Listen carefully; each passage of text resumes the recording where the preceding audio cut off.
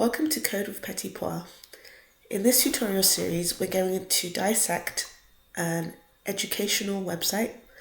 They are very popular with online learning, and we will basically create a version of these websites, and we will make it using Astro.js.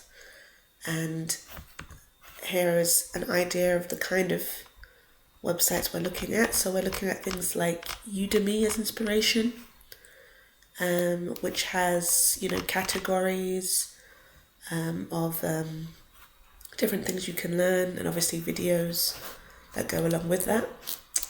And we've also looked at Treehouse. They've got nice topics that you can take a look at for creating like a whole course, going through a whole course. We've got ones like Coursera, which show you, the image of the course and what you're supposed to get out of it, along with its price. And we've got LinkedIn Learning as well.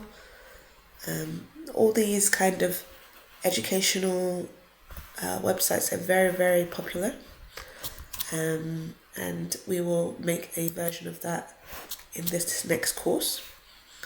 And here we've got a tutorials point, which is really again, it's a mixture of written tutorials as well as video. So that's what we'll be creating in the next course. I hope you will enjoy joining me as we go through that, and let's get started.